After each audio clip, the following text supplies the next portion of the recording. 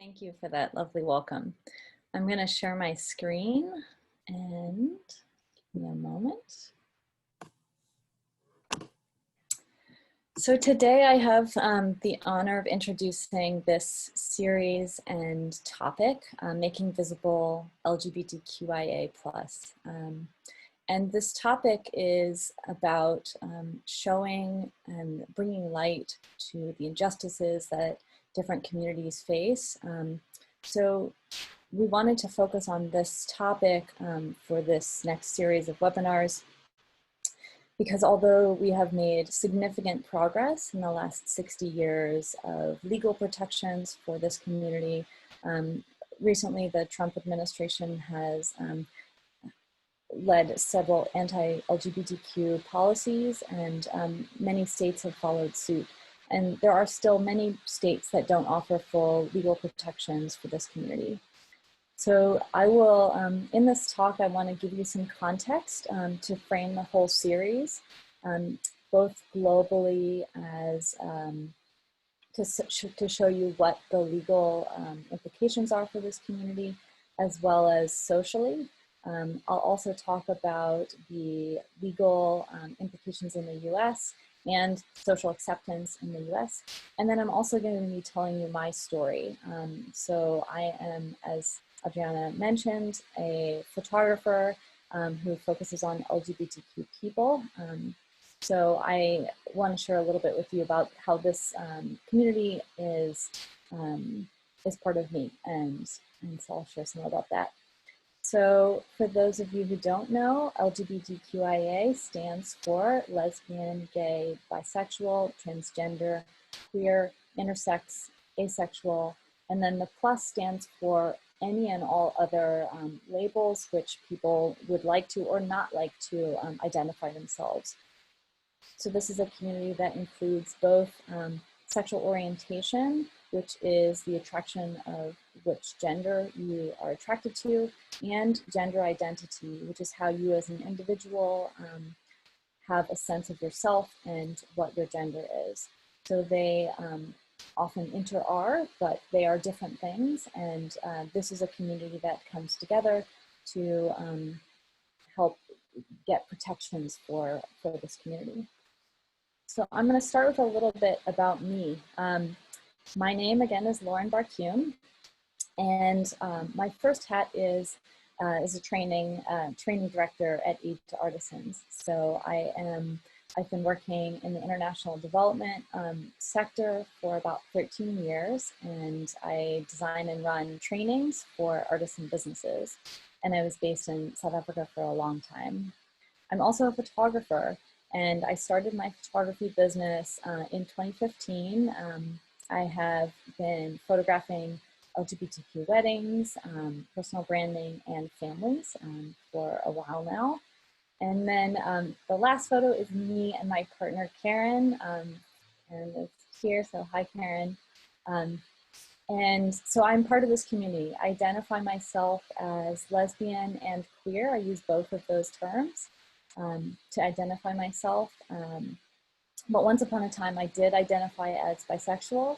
And so this is something that, you know, labels are what people choose to identify as, and sometimes those change over someone's life, and I'm one of those people. So that's about me. And I want to start with a lovely quote from Mahon. The more you understand, the more you love. The more you love, the more you understand. So I want to give an opportunity for us to understand more about what are the laws and the social attitudes that LGBTQ people have to face and to deal with in everyday life. So I'm going to start with the global legal context. This is a map that shows you the sexual orientation laws of globally around the world. So if you'll notice here, there are blue and red areas. The blue areas are where there is protection against discrimination based on sexual orientation.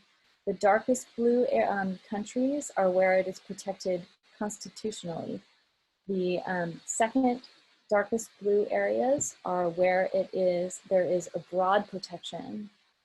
The third is where there is a little bit less protection, and in the states you'll see it's not the strongest because there are many states where there is not as much protection as other states. In this beige area, it's where it's unclear or there is no protection but no criminalization. And then moving into the red, you'll see that the orange is where there's criminalization of consensual same-sex acts between adults. And those increase in severity depending on which country you're looking at, with death penalty being the most severe penalty for the deepest red countries. You'll see that 26 countries in the world have a sentence of 10 years to life in prison for consensual same-sex acts between consenting adults. So this, just have a look and see like where in the world it's blue and where it's red. So many people have to live in fear and have to live in hiding because of who they are and who they love, and for fear of being put in jail or put to death. But there are many places that have protections, and there is an increase in the number of countries that have protections. Just this last year or two, we've seen several countries be added to the list where same-sex marriage has been legalized. So I also want to look at laws related to gender identity. So this is a map that shows the right to change someone's legal gender. So this is the lightest green is where it is legal recognition of whatever gender identity you would like, but you do not require surgery. Where it is darker green, surgery is required, although it's legal, although surgery is required. In the red countries, it is legal, and in the gray countries, it is unknown or ambiguous. So again, the difference in the laws between sexual orientation and gender identity are different, although discrimination happens certainly across the entire community.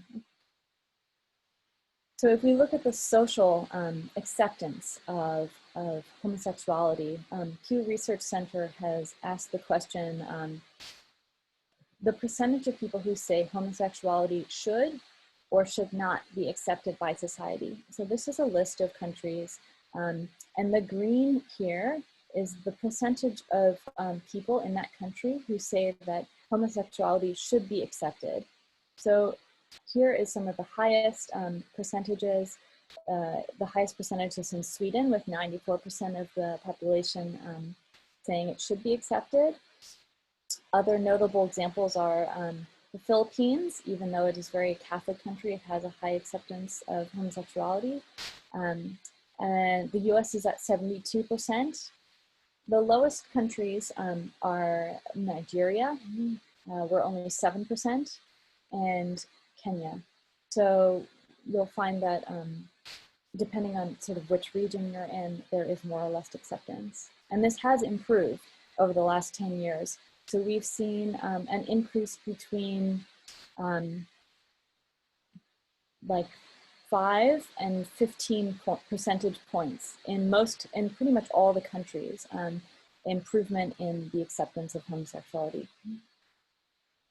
So turning to the US and the legal context in the US, this is a map on the left in 2010 of the policies and laws that had a negative impact on LGBTQ people. Those are the states that are listed in red.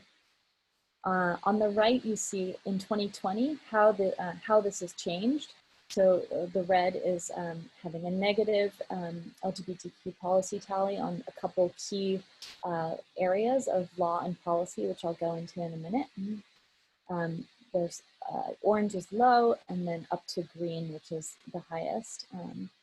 So you'll see that many of the states which were light green or darker green have gone up to a higher policy protection for LGBTQ people. but many states in the center of the country and in the lower half of the country are still in red and negative policy totals. But there has been significant improvement in the last 10 years. And breaking this down into sexual orientation versus gender identity, on the top you can see the number of states in 2010 that had negative LGBTQ laws and policies. That dropped dramatically from 17 to 2 for sexual orientation on the top. And it dropped also for gender identity from 35 to 18. However, you'll still see that there's a lot more in the negative column for gender identity. So gender identity has been a target of this current administration, and it's been, there's been a lot of laws that have been introduced in the last 5 years that have introduced negative laws and policies that will harm particularly transgender and non-binary people. So looking at the key areas that this study looked at, these are the key areas of law and policy that have an impact on LGBTQ people. The first I want to mention is criminal justice. There are still many, many laws on the books that criminalize HIV. So this is something that I didn't know about before researching this. And I have to mention that I am not an expert on laws and policies. This is just a collection of research. There's a lot of research that's been done in this area. So criminal justice, there has been an improvement. So if you can see, this is again from 2010 to 2020, how things have improved slightly in the states of the US. In healthcare, there's been a lot larger improvement with the introduction of the Affordable Care Act, which prevented discrimination against gender identity in healthcare, which is incredibly important. But there are still a lot of challenges around healthcare and medically necessary healthcare that trans people are being excluded from. And the third is relationships and parental recognition. So in 2015, gay marriage was legalized, which was wonderful, and it had erased a lot of state laws that had banned same-sex marriage. So there was a big improvement in relationship laws. However, parental recognition, there's still a patchwork of laws that relate to adoption processes for same-sex partners and recognizing the diversity of LGBT families. We also have LGBTQ youth. So one of the big improvements here was that 18 states have now banned conversion therapy, which is a very harmful practice to try to change youth's gender identity or sexual orientation. There are still states that do not protect that, but there has been an improvement in the last 10 years. Non-discrimination, this shows an improvement, but it doesn't recognize the July 2020 Supreme Court ruling that included employment non-discrimination protections for both sexual orientation and gender identity. So that was a huge win that happened this year and outlines, again, why the Supreme Court is such an important piece of protections for LGBTQ people. Lastly, we have identity documents. So this is policies that help make it easier for people who want to change their gender identity on their documents to be able to do so more easily. And there was a lot of improvements to help many states change identity documents. So one area which did not improve was religious exemption laws. So religious exemption laws are policies and laws that allow people to discriminate based on religious beliefs. And so in 2010, there had only been one state that had a religious exemption law, and there was a big push of many new religious exemption laws being added to different states in the last 5 years. So this has, 12 states have added laws for religious exemption, and there is concern that there will be more if there's a new conservative Supreme Court justice added. So this is a slide that shows the social context. So we have still this myriad of laws, but there's been a major change in the percentage of people who answered the question, homosexuality should be accepted in society.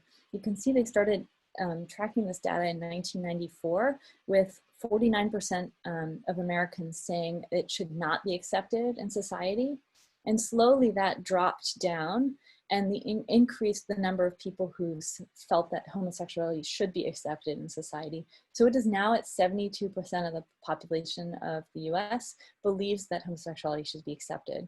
So this is a huge improvement, and it's not necessarily reflected in all the laws. Now, this is something that makes a big difference for people, not just in when they have to deal with that particular law. An LGBTQ positive law can improve the lives of LGBTQ people far beyond legal protections. So there's many studies that have been done. They have shown that LGBTQ protective laws reduce the rates of hate crime. They've also found that people report better health and well-being. LGBTQ people report better health in states that have protective laws. When there were state-level bans on gay marriage, this showed an increase of psychological and alcohol disorders by nearly 2.5 times for LGBTQ people. And and other states that had extended that marriage to same-sex couples saw a 7% decrease in suicide attempts by adolescents. So this is not related to being able to get married, but just having laws that improve the lives and make people feel protected has a major impact on health and well-being. So that's all the legal context, and now I want to tell you my story. So this is me in the middle. I came out in 2004 when I was at UVA, and I had dated only men previously. And when I was coming out in my senior year of college, I had come out as bisexual, and I joined the Queer Student Union. And it was like really exciting to join a community, but I felt very alone. So I had long hair, as you can see, and I dressed very feminine, and I didn't feel like I knew anyone who was like me. Everyone that I knew at the Queer Student Union was in a couple. There was one other lesbian who was single, who I didn't want to date.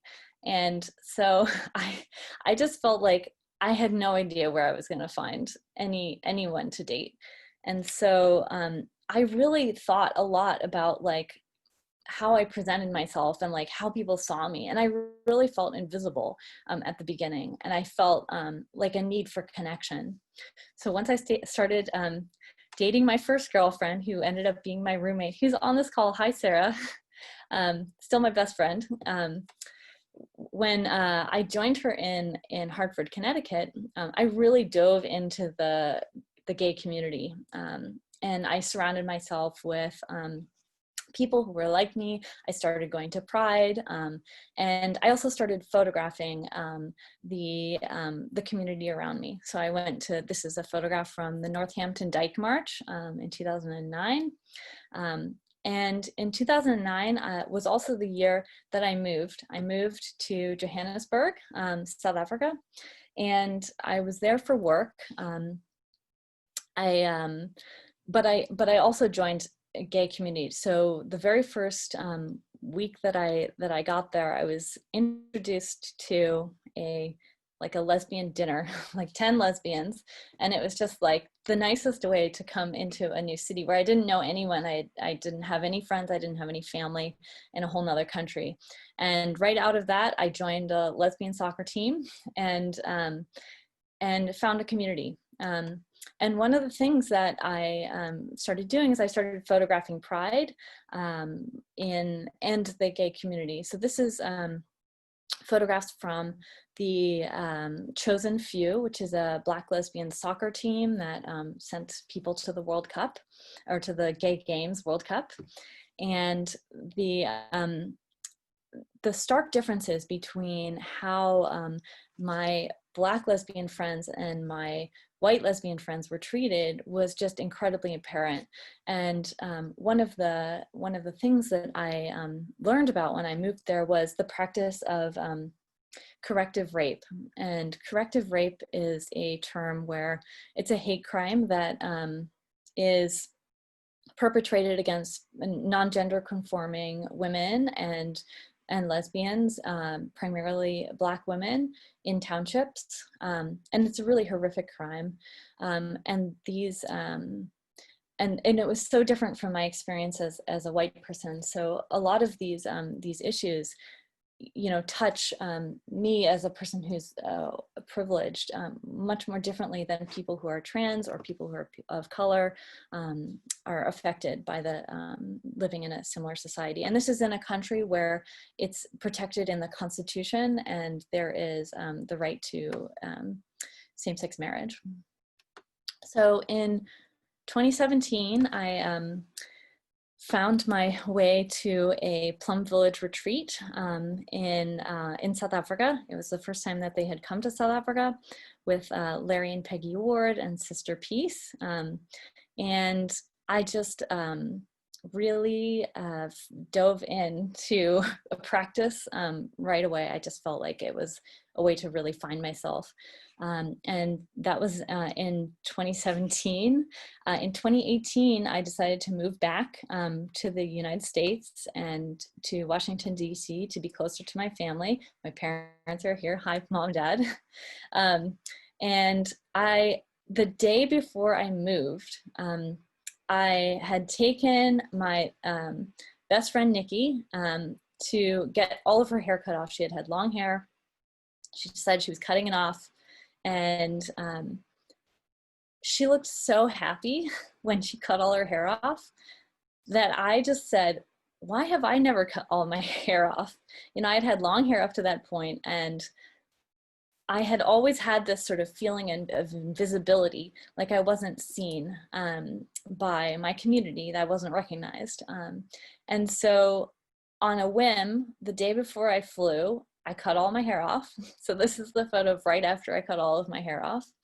And it's just been so nice to have recognition from my community. And so that's my wedding up to 2018.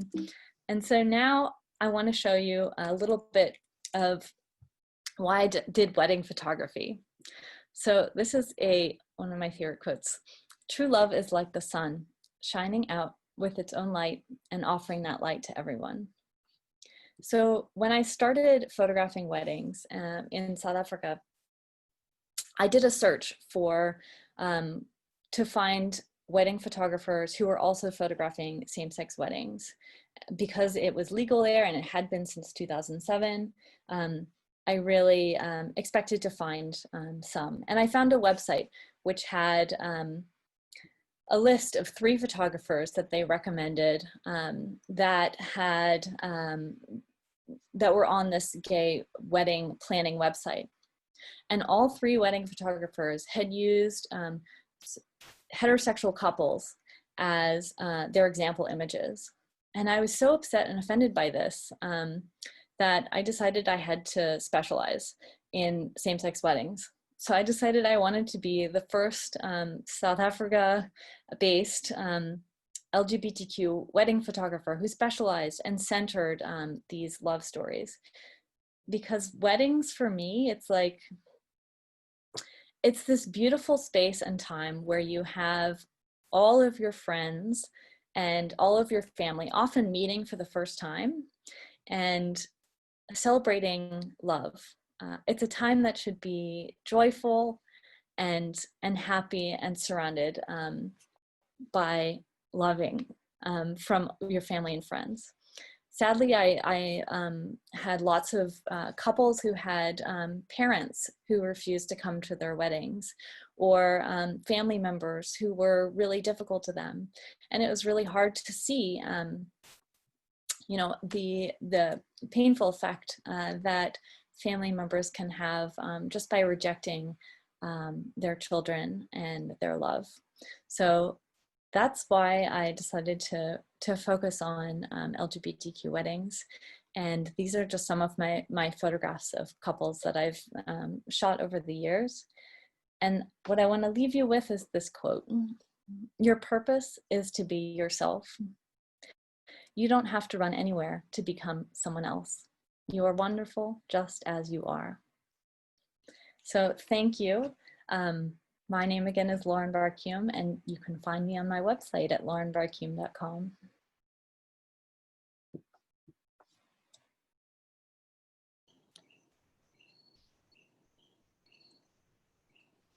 And I'm going to pass it on to HaiAn.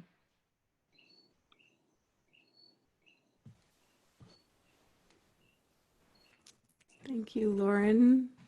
So nice to get to know you a bit more. And thank you for all that you pulled together, information and personal life.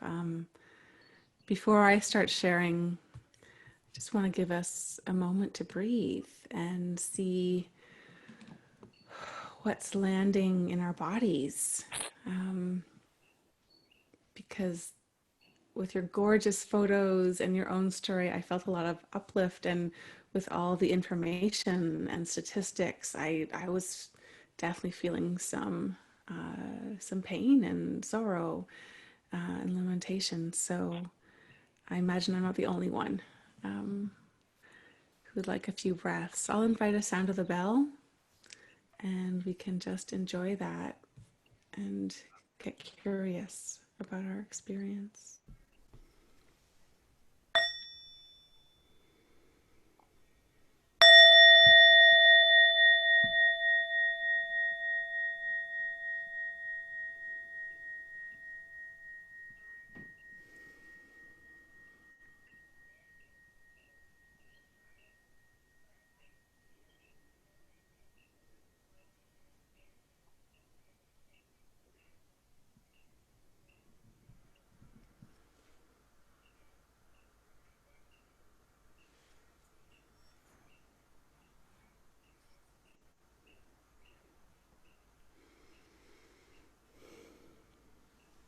So, dear Thai, dear Sangha, dear teacher, and all of us, dear teacher Thich Nhat Hanh, I'm really honored to have been asked. So, thank you to the organizers of Making Visible, especially Adriana and Annie, for the invitation, and thanks, folks, for showing up. I'm going to share stories.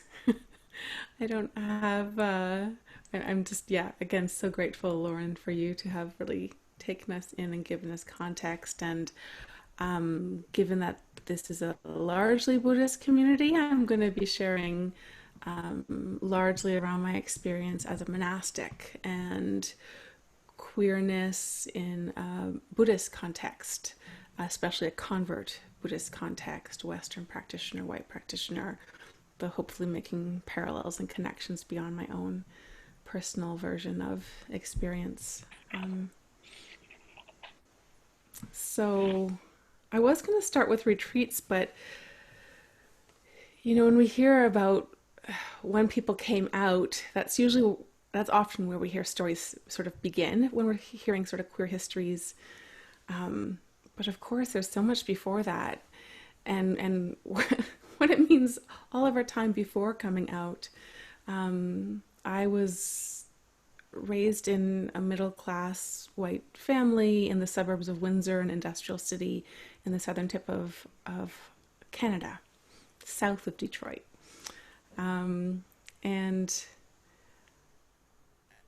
you know, I didn't have a lot of abuse and harassment, but I also witnessed the only person who was so effeminate in my high school that he couldn't be in the closet. I witnessed the violence that he experienced and him dropping out of school because the harassment was so bad. And it's been interesting these last few years going, I never said it out loud. I just knew that I couldn't come out until I was leaving high school, you know? And it wasn't even a weight. It was just this reality of, oh, that's just how it is. And again, recently realizing like, oh, my first love was my best friend who wasn't in love back with me. And so my months of crying heartbreak of my first broken heart, it didn't dawn on me that I could tell anyone else. And that was just like this normality that that I've realized at this point in my life, like actually there's stuff there that needs to be taken care of, even without some of the more overt violence that other friends and folks experience. Just like there's so many nuances there. And I'm going to be talking about a lot of the smaller nuances, but I still want to name there's just so many different experiences. I was raised Christian. I left the tradition when I was 13. And immediately started looking for a spiritual practice, and was really drawn to paganism because I saw an embracing of the feminine. I saw a very queer friendly environment because I just wanted nothing. I knew that I wanted a spiritual tradition. I knew that I wanted a community, and I knew that I had no interest in joining another tradition that was going to dismiss and discredit my own experience, half the human race. I didn't want to go anywhere near it. And I really enjoyed a lot of the times in community and collective ritual, but in my daily life, I was still looking for I didn't know how to translate it outside of formal ritual time. And I came across one of Thich Nhat Hanh's poems on the internet, and it blew me away. And I started reading, and I got so excited, and I started going to meditation retreats. And then I was like, oh, what's happening here? And I really was on somewhat high alert of like, is this going to be another place that looks good and is actually going to be really homophobic and transphobic?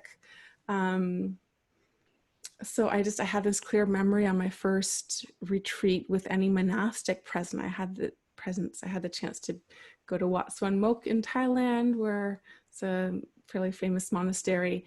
And I mean, I was in the Westerner English retreat side, but some of the monastics would come over to give teachings. And one of the days, the abbot there gave this talk that was like really, really sexist. And then also when I got there, I realized that the dorms were separated by gender. And I was like, where are the trans folks going to go? And there's just all the stuff around celibacy was assuming heteronormativity. And I was like, I was so excited and I don't want any of this stuff. Like I was about to leave the retreat. I was so mad.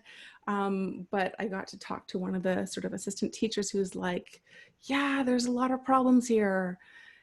And the practice is really amazing. And since you're here, you could finish the retreat and then go do something with what you learned about sexism and Buddhism and homophobia and transphobia. I was like, oh, okay. And I did stay, and I fell so in love with the practice, but there was always this conflict of like, I can't even be fully myself, and loved ones of mine wouldn't even come because I had a number of good friends who had transitioned or who were much more gender fluidly non-binary than myself, where I was like, well, it's not really one or the other, but I don't personally experience gender dysmorphia, which is like the painful experience of being perceived as a different gender than what one lives. I had friends who lived that really acutely, so I knew that was my experience, but I was quite attentive to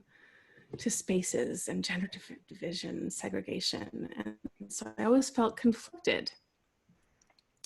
And yet my heart was just being so moved by the teachings. My life was being transformed by the practices.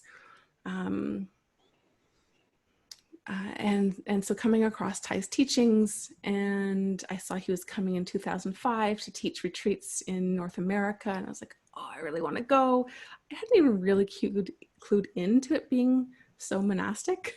I didn't know what I was getting in for. But on the registration page, I saw like they had choices of what kind of discussion groups you could be in. And so there was an LGBTQ plus discussion group. I was like, oh, this is great. This sounds like a really welcoming community. And I also was noticing there's a lot of very white Buddhism, white upper middle class Buddhism. And I saw that there was a POC retreat offered before the retreat that I went to at Deer Park. And I was like, awesome. These seemed like really good signs. And that first discussion group was really important for me because I just felt like, oh, it looks good, but are there going to be daggers coming out from behind backs? I had heard the comments the Dalai Lama had made around 2003-4 as some homophobic statements. And it's like, well, if this guy is saying that stuff, it could be anywhere. And so there's, I guess just to say, there's always this tension, and yet the Dharma drew me in so deep from the start. Even before my first retreat, I remember telling a friend, keep thinking I want to become a monastic, but that's insane. Like, I would never do that. That's the last thing I'm interested in, but this idea keeps coming to my mind. So I don't know if it's ancestral or karmic, or I don't know what, but it's more like the draw to monasticism happened to me more so than something that I thought through and chose. So that even my first visits to Plum Village, I was over the moon delighted to get to be in the presence of Thich Nhat Hanh. And I went to Plum Village for 3 months in the winter of 2006-07. That was my first long stay. But to stay there, you have to choose. Do you register to stay with the monks in Upper Hamlet, which is miles away from the sisters at Lower and New Hamlet? And then all you can't, even the guests sort of had this pressure to uphold the gender divisions that always just felt awful. And yet Thich Nhat Hanh was the wisest teacher I'd ever come across. And all my other interests and forays into community building and activism just had such a negative spiral of analytical critique. Like we didn't have anything more than critiquing everything. And I was burning out very, very quickly. And so it's like, well, I think there's something wiser that I still need to explore this, even though there's problems. And over the years, the call just got stronger and stronger. I actually had a partner at the time when the call to ordain just started becoming a scream rather than a whisper. And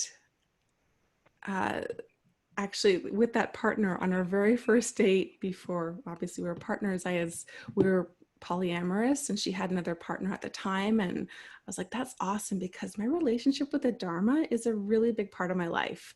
So even though I wasn't dating someone else, I was like, this is good. We both have 2 really significant relationships. That feels balanced. I was really happy about that, because that's how I saw the Dharma in my life at that time. And I told my partner, it's like, just so you know, it's probably never going to happen, but every now and then I dream about becoming a monastic, and I go on retreats a lot. So you just need to know this about me. So even in that last relationship, I knew it was something important to say, and yet part of me just never thought it would happen. And yet a few years later, as I said, the call just got really, really loud. And so I went back to Plum Village. I broke up. I got rid of my job and my car, and it was this whole thing. And when I would witness ordination ceremonies, the novice ceremony just like moved me to no end. And then I witnessed my first full ordination ceremony, where there were questions of, are you a hermaphrodite? And also like, are you a ghost? There's all these things, but and there was parts of it that were quite consciously like, what? And yet I knew enough about other traditions that in some traditions, they won't ordain anyone who's queer, and definitely not, still most traditions won't ordain anyone, because it is written into the Vinaya. The whole celibacy thing is built around 2 separate genders and heteronormativity. That means, for those who aren't familiar with that word heteronormative, it just means having the norm being heterosexuality and everything based around it. And at some point I just had this inspiration of like, I can help change this. It just, of all the things to put life energy to, that's just what got me really passionate of like, I love these practices. I think this is what the world needs. And there's some problems, but I'm going to join so I can help change it. And I really wanted to make change for more gender and sexual orientation inclusivity. And so I ordained, and which itself was a years long process. It's not like you just show up and they ordain you. For me, it was like a year and a half of begging. And I had written into my aspiration letters mentioning my queerness, because I just want to be very clear. If this is a community that won't ordain homosexuals, great, I'm leaving. Like I was so clear on that. I didn't want to join, I didn't want to perpetuate, I didn't want to condone, I didn't want to avoid. Like that's where I was. And so I thought it was really clear. And just to add that it was only 5 years in that I found out there was quite a bit of controversy between some of the nuns who didn't want to ordain me, although obviously in the end they were won over by others. But there are all these, that was later down the road. But there are other facts, like at Plum Village, there was the updating of the monastic code done about 18 years ago. The only community that's ever done this intentionally, which is something I loved about Thich Nhat Hanh. And in the monastic code, celibacy is part of our practice. And so there are some really strong rules against any type of sexual contact. And as crazy as it sounds, I actually found it very progressive that in the update of the rules, where traditionally opposite sex sexual relations were much more punishable, whereas same-sex relations were considered like misdemeanors, basically. And in the update at Plum Village, they actually made them all the same, same-sex and opposite sex, which to the outside might still sound kind of crazy. But again, I was like, oh, that's actually, for a traditional celibate community, pretty progressive to not be differentiating. So I had been looking, I thought I had done my research. I was like, great, I think this is a really queer friendly space, as much as you're going to get in a fairly traditional monastic community. So then, as I said, I ordained and I started getting all the training in monastic etiquette, because that's the majority of training that we get. And it was all, or largely, around like how to be beautiful. And there's this sort of hyper femininity that just felt like a stranglehold from the beginning. I was never super butch, never super femme, just very sort of androgynous in my presentation, and played a lot with gender presentation. But the constant like, oh no, like walk with shorter steps because it's more beautiful, and you should you know, smile more because it's more beautiful. And so that, I was just like, where am I? And then I started noticing, because I look like everyone else with the same haircut and the same robe, people were just assuming I was straight left and right, which for me was actually pretty new, because I used to have like lots of piercings, spiky hair, combat boots, and 5 patterns of clothing. I looked outside of the norm of many blue, purple, green hair, if I had hair. You know, I was definitely not looking to match up to any feminine standards. So usually I was taken as queer, and it was so strange and kind of painful in the monastery. I was happy to be celibate, but to not be recognized, to not feel a connection to queer community was actually incredibly painful. But I still had this sense of like, I can help make it better. And I was having conversations with some monastics, and I was able, especially to talk to guests who came and were having some of their own gender and sexual orientation stuff coming up, and just to be able to say like, hey, I'm part of the queer community. If you want to talk to somebody, totally happy to sit with you. And it was so powerful to get to offer that, which I still regret I'm not in the monasteries to have that presence. And yet, I just want to end with two stories. There was I eventually was sent to Blue Cliff Monastery, and in 2015 and 16 and 17, I think, there were meditation sits organized during the Pride Festival in New York, and I got to be part of a group that went, and it was just, I had this moment of like, oh my gosh, here we are in robes, like participating in Pride, we felt we were helping to break down some of the religious trauma and separation of religious community and queer community.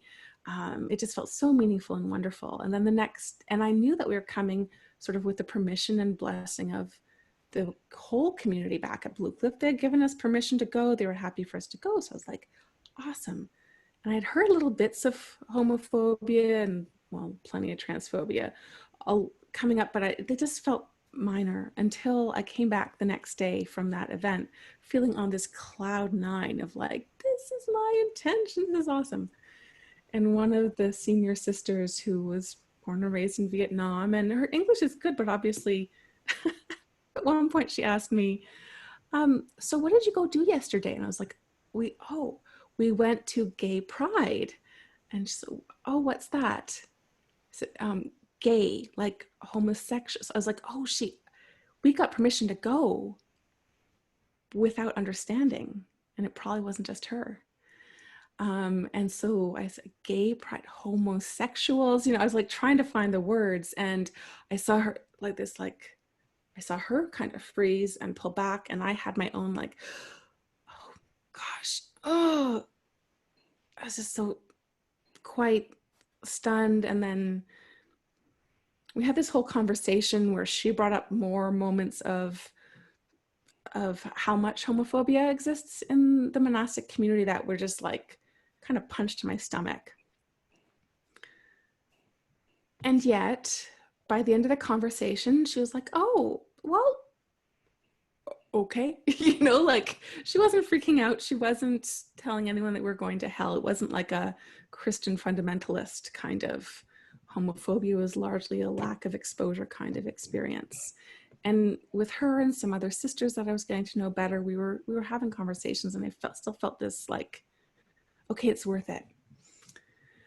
And then I think it was just a month later, although it might have been the next summer, years blend into each other in the monastery. There was actually a lay sangha. One of the sanghas had come to visit, and they were facilitating their own discussion group and invited me to join them. And so it was great. I was sitting down, and it was someone, not a monastic, who was leading the discussion. And that was the first time that I heard someone invite us to offer our gender pronouns with the introduction. And I was so stunned, so moved by the possibility of it, that when the chance came to me to introduce myself, I didn't even say pronouns because I didn't know what to say. In my mind, I was like, I'd like to actually use they, but I'm a nun. Everyone calls me sister. And I had just gotten so used to cutting off parts of myself that the introductions went around, the discussion started, and for an hour I just started sobbing, and I couldn't even figure out how to stand up and leave. And I was like, oh God, I don't want to, but and for 3 days I actually started sobbing, because it was the first time I realized that I'm not just here trying to make a difference, I'm actually being damaged by these constructive gender norms. Even though I intentionally went in thinking, I know it's not going to be a good fit in some ways, but I think it's worth it. I think I know I thought I knew what I was getting into, right? And yet even then,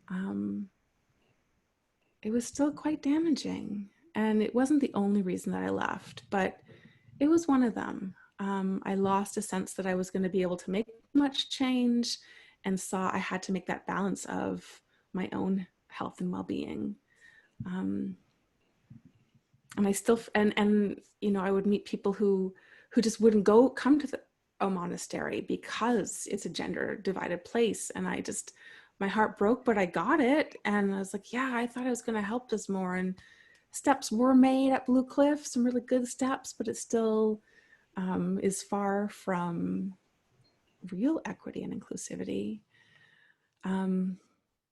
So I have no resolution, no point, no conclusion, no thesis, but I just wanted to share how nuanced and mixed and challenging the experience can be, just to name that for, I think, a lot of people, if there's an involvement in a Buddhist or any religious practice, there can be discomfort or distance or a whole, like, it's not a home that's safe and comfortable, especially the monasteries, but even other parts of the rituals and traditions and language, and so much that is harmful. And yet the power of the teachings are so profound that some of us decide to still be there and some don't. And I just hope there can be understanding and appreciation that everyone's sorting out how we navigate these lines all the time, and it's a lot of energy.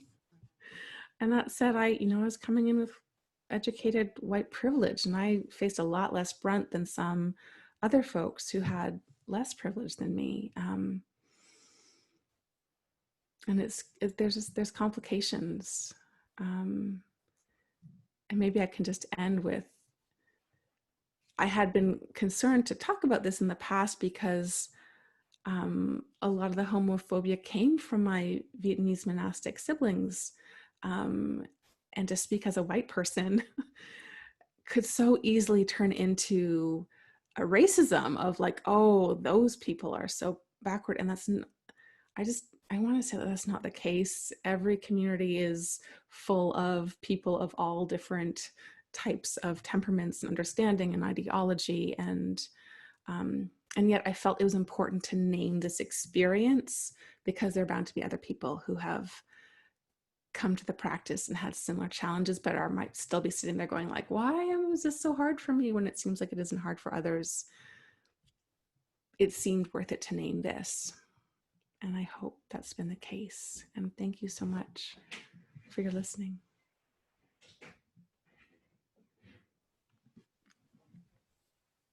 Dear ones, thank you so much for your sharings, your courageous and beautiful stories. Why don't we just take a breath and sit with 3 sounds of the bell to sort of absorb the suffering and the beauty and all that we've just taken in.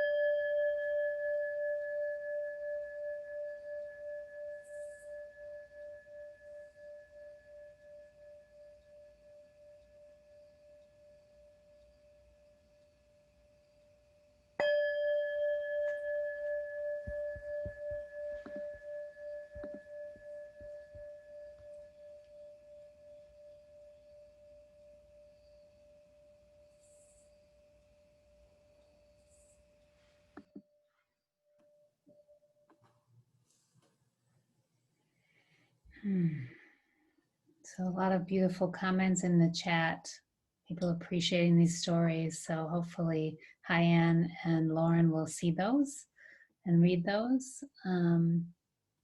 Appreciation for the courage and just hearing the stories. So now we can open for questions and insights that people have had.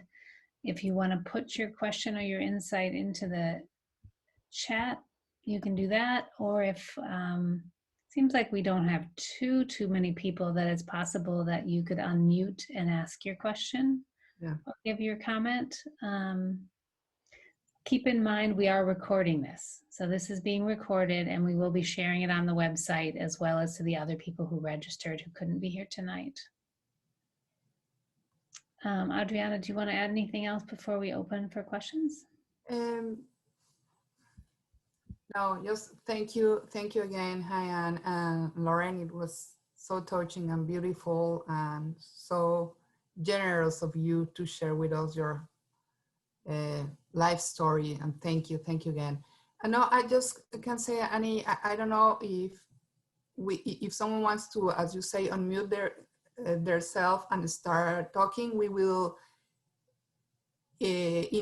also be calling calls from the chat, so we can do one-on-one if someone wants to open. And I just want to ask Lauren and HaiAn if you are okay with that system, if you're okay with people unmuting themselves and ask and share.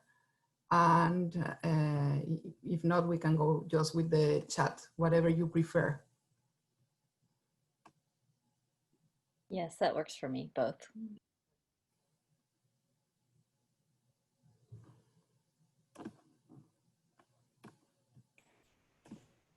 Thank you, Lauren. So we are open. This is the Lauren. space is open. Thank you to the organizer for this very precious space. Thank you to Lauren and HaiAn for the courage and the vulnerability that you have brought yourself here to be so open. And Lauren, thank you for inviting your family members and your partner to be here. Who are your parents? Can they wave their hand and let us really enjoy knowing who they are and say thank you for this beautiful being in Lauren in creating so much knowledge and educating us. HaiAn, I'm touched to the core of my heart in hearing your story, as I have walked this path with you since Plum Village, Lower Hamlets, Upper Hamlets, New Hamlets, in the winter retreat of 2011, and seeing you at Blue Cliff, and walking with you in the streets of Washington Heights in New York City, and all the spaces that we have shared. Your word of how nuanced and how mixed and how challenging the experience has been for you shows a lot of compassion to all that you have come across in all the experiences. As a Viet woman, as a mom to my own transgender daughter, as an OI member, this is my passion, this is my work. And so everywhere and anywhere I have had the opportunity to step into the space with monastics, speaking in Vietnamese or English, to really present the situation as I see it as a practitioner, I do. I take it. And I just wanted to thank everyone who show up here in this space and to ask you to step on to that allyship and really help all of us to enlarge the space that is safe for everyone to come to take refuge at our monasteries. There are monastics who are very aware and understanding, who are aware and not able to say it because they feel repressed, who are aware and are not understanding and therefore coming out very homophobic and transphobic. I have brought friends up to Blue Cliff who are from New York City, where I live, who are in the queer community, who just love the sense of acceptance. But I also know that they have not been there long enough to feel and to see the differences. And so I am right there in acknowledging that this is the opportunity to even have this space to talk, to even have Chrysanthemum Sangha, which is the very first Sangha that welcome all LGBTQIA plus community members that sits weekly, Thursday night at 8 p.m. and once a month with allies. So if you are not aware of that yet, please know, and I put that on the chat, or I'm going to ask my friend Paul to add that to the chat. as Cole and I and Nicole are the three who stood up and say, we need this space. We know that there is a need for this space and we would like to do this. And it is happening. It has been manifested. So thank you so much, HaiAn and Lauren and Adriana and Annie for creating this space. Run by not.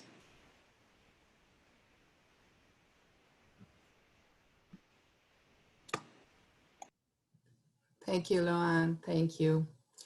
I'm going to read some of the one of the questions that comes in the chat, have come in the chat. So Sarah Sadian, I hope to pronounce correctly. What are some things we can do in our daily lives to help make LGBTQ people and especially trans people feel more accepted? HaiAn, Lauren, do you want to?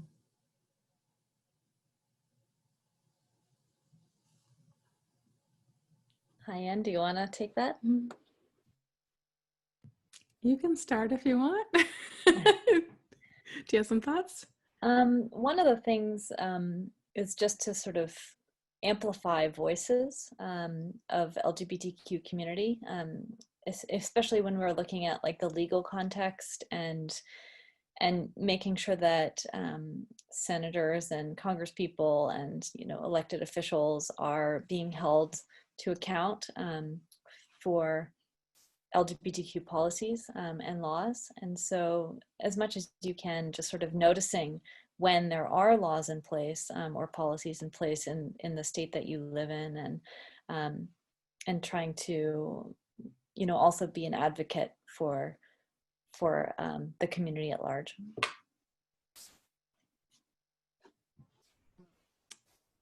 Two things that come to mind. Hopefully the first one is obvious, but it's always good to say that any community is made up of incredibly diverse group of individuals. So there's no one LGBTQIA plus experience. And especially when we get intersectional with race and class and citizenship and ability, like there is no one, I use the word queer. There's no one queer experience, just like there is no one Black experience. There's no one elderly experience. So as always, please try to get curious about people and remember, yeah, there's danger in a single story. So to come into the multiplicity. And the second thing, especially for Buddhist and spiritual communities, where it can get easy to say, oh, well, we know that on the ultimate dimension, there is no identity, or identification is where suffering comes from, and to get clear that the grasping of identification is different than the stating of, here's my lived experience. That is not grasping, that is truth-telling.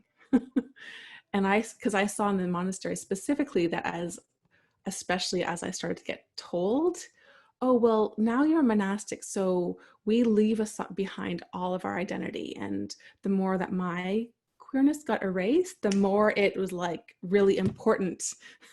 And so to support, it's not a support to encourage people to let go of their identities.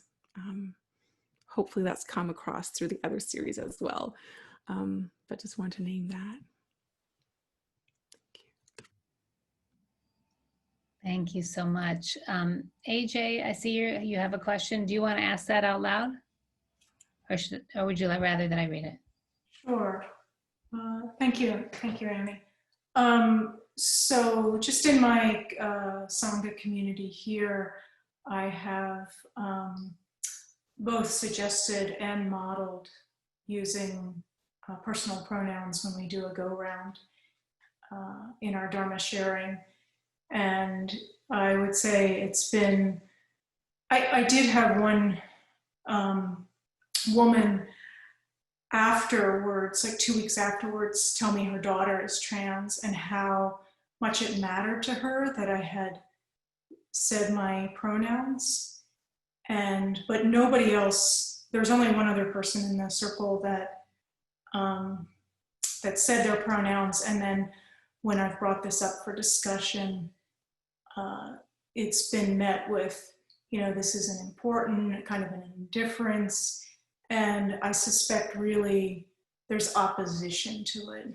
Like we shouldn't get caught in our identities, maybe similar to what HaiAn was just speaking about. It's a heteronormative community, and I've watched people that appear queer come and go. Of course, that's a perception, so I don't really know. But I feel like we are not a queer-friendly community. Oh, so the question is, do you have any recommendations or thoughts on this?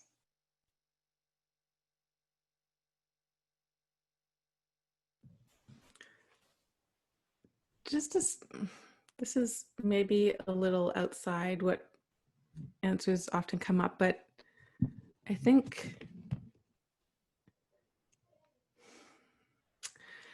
it's wonderful to want to be inclusive, and expecting group culture to change quickly just isn't usually very realistic. And of course we want to be welcoming to anyone who comes. But the slow education, the slow conversations, even if it doesn't result in dramatic cultural change overnight, I don't know where I'm at right now. I just think that that's so important, rather than trying to jump on this thing to do. I mean, you know, introducing with pronouns can be wonderful, but even I know some trans folks who don't want to be stating their pronouns, right? It's not everybody. It's not across the board. For a lot of people, it's really important, and helping folks to walk with nuance. I think can go a long way. I don't know. That's my take. I'm gonna bow out.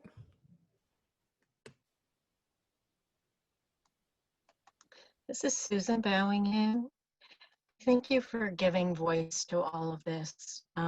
As somebody who's been in the community for 20 years or so, I'm finding increasing frustration in being invisible. And I also want to say, please remember to include the intersex and asexual people in when we're speaking about the community, because part of the biggest pain for us is to be invisible. So when we exclude some of the initials at the end, we're just increasing that invisibility.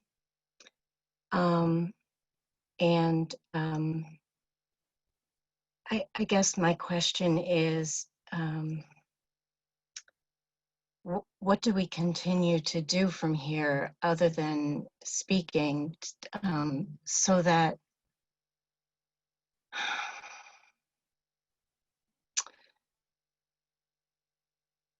we reduce the invisibility and the heteronormative culture? Because for me, that's one of the biggest frustrations in being in this community. And I've actually been, I shared this with HaiAn, I've actually been joining in Sarmiento's community a little bit more because it feels a little more inclusive. Susan bowing out. Thank you for listening to me.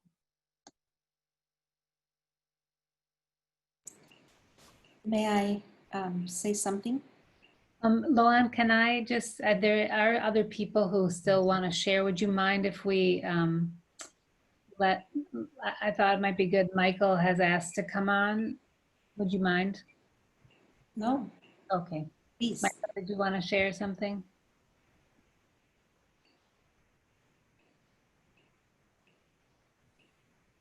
Xin chào. Thank you, HaiAn, for giving voice to your experience and to my experience as a lay practitioner.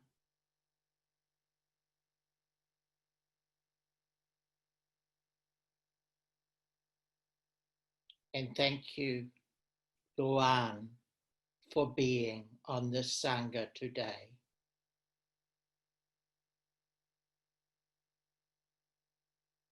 I hope you can go back to your committee and talk again in a new way.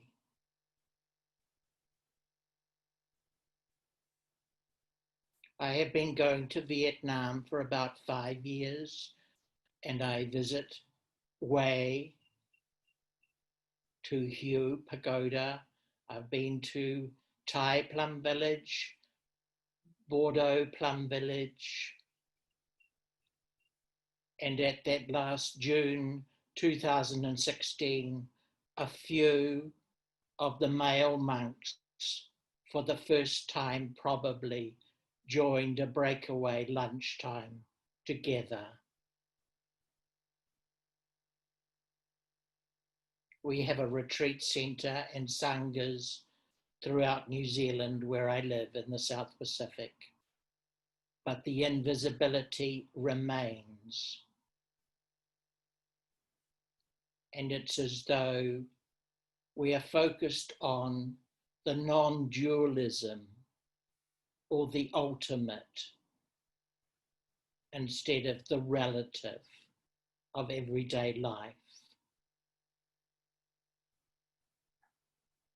Thich Nhat Hanh actually wrote, "We are of the same wave, we are just different waves."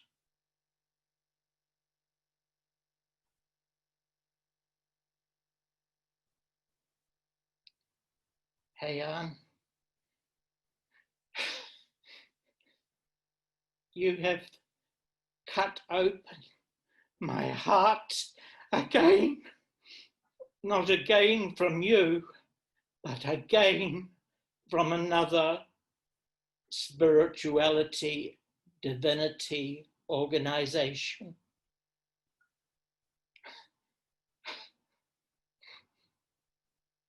My spirituality started about 7 years of age, and my spirituality was my attraction and then my sexuality. My sexuality is my spirituality.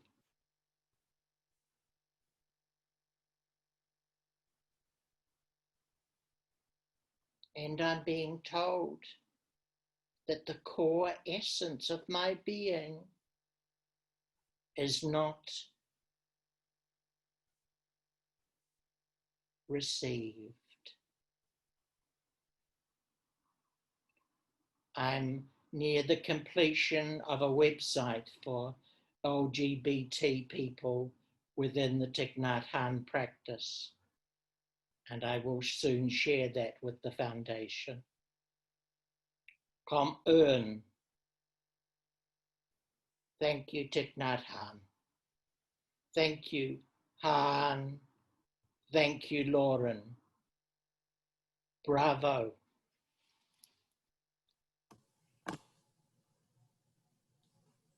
Thank you, Michael. Miguel, you wrote a question in the chat. Do you want to unmute yourself and read it? Sure. This is Nigel bowing in. So the question, Sister HaiAn, thank you so much for what you just gave us, which will resonate for forever, I hope. The question was, the story you told was your specific story and therefore specifically about Blue Cliff. Do you think the same can be told about all the Plum Village monasteries? In other words, is this a Plum Village issue, or is it a Blue Cliff issue, or somewhere between, or is it we don't know? I know it's an issue at all the Plum Village monasteries, but it's not just a Plum Village issue. It's a human issue. It's a religious, any group of people issue. another thing I didn't get to say, because there's just so much that could be said, was there's a lot of growth that I am really grateful for that came through this point of, wait a minute, I was hoping to find a space that was going to be free from this oppression, and that just doesn't exist. And my placing my sense of okayness in needing my chosen environment to be a certain way was actually very freeing, to let go of that and to recognize there was a point to which it was damaging me. And so both have their value of like, okay, that was actually too, in some ways it was damaging, but in other ways it was also just very coming into a deep compassion of, or just like a reality check of, groups of people are always messy, and expecting them to not be leaves us in a lot of suffering and delusion, which is not a reason to not push for change, right? But that inner expectation that if I search hard enough, I'm going to find a place that's has no problems. That was the part I really actually benefited a lot from having to let go of that. And it had to be heartbreaking, because otherwise I was still carrying the unspoken expectation that if I just found the right place, right? So, bowing out.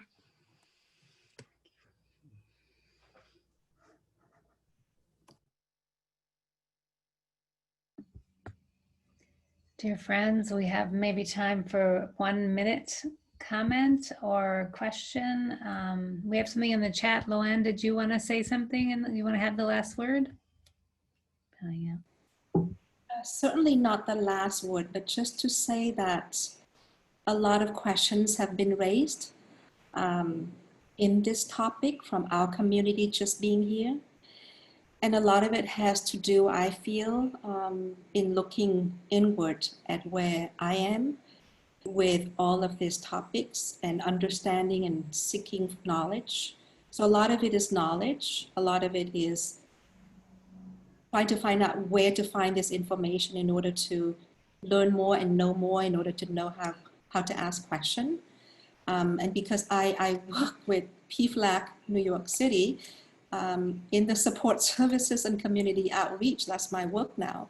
I will leave my email here if there's any information that I could be a bridge and a conduit to share out. I would be happy to do that.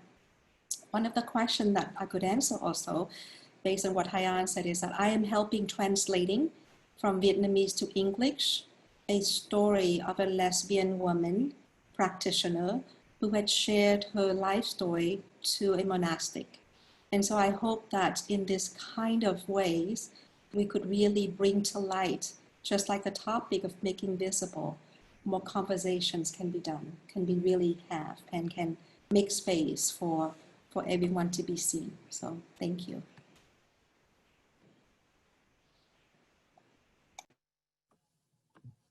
Can I just name, I know, Susan, you asked a really important question about how to create the communities we want and need, and I definitely don't have any answers other than we have to make the communities that we want and need.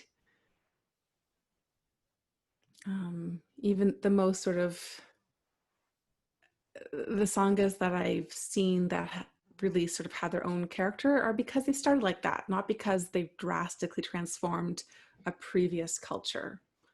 I haven't seen every single sangha, but that it's work, but it's possible. I don't know. That's just my take right now. And I don't know, Lauren, if you have things to add on that, especially.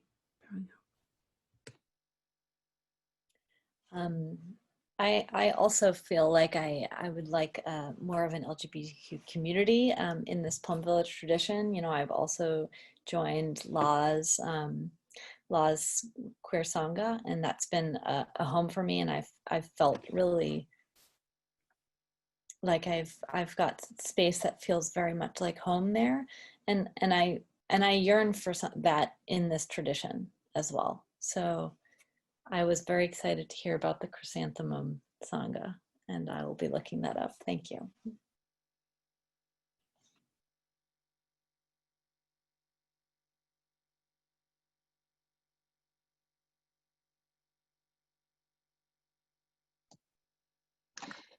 I'm bowing in. I just wanted to say La is having a day of mindfulness on Sunday if anyone is interested, for anybody who identifies as LGBTQIA plus.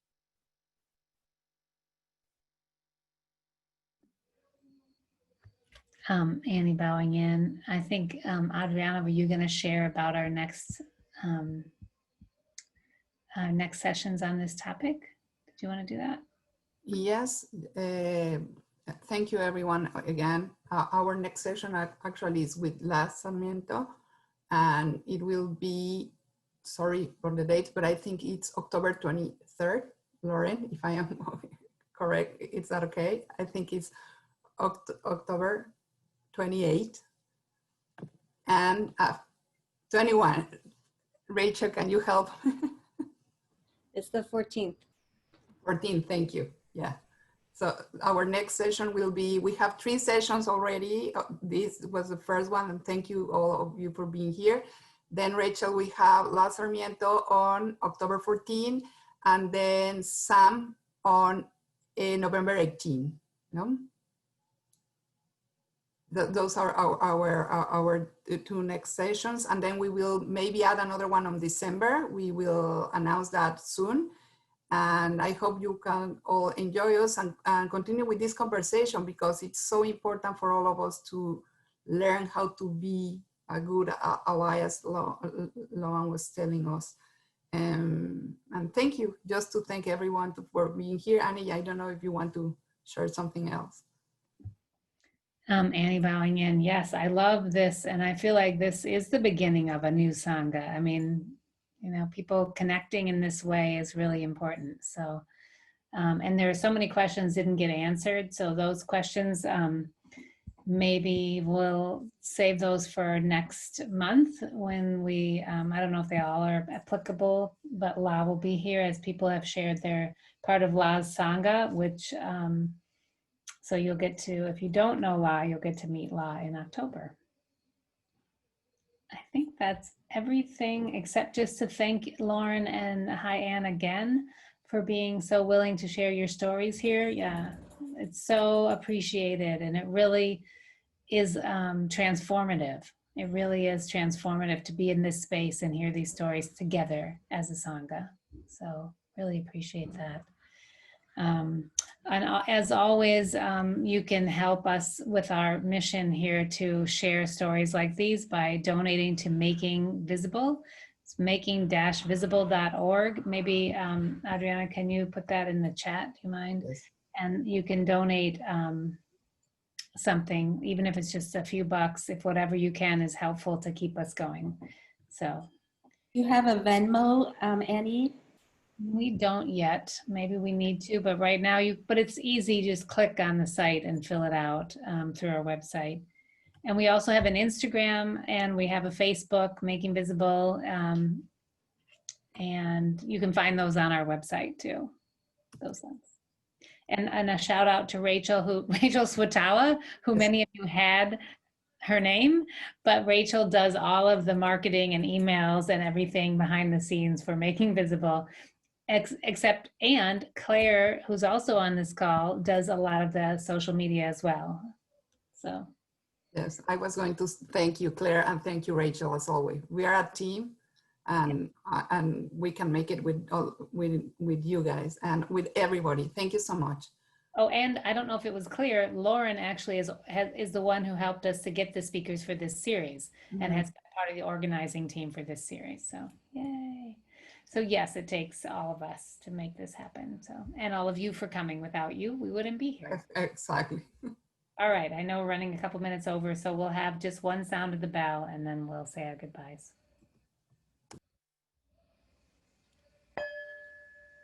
So from this evening together, may all of us in this space, this Zoom room, and all beings everywhere, live with ease and have safety and security and health and well-being, and may all beings everywhere be free from suffering and the root causes of suffering.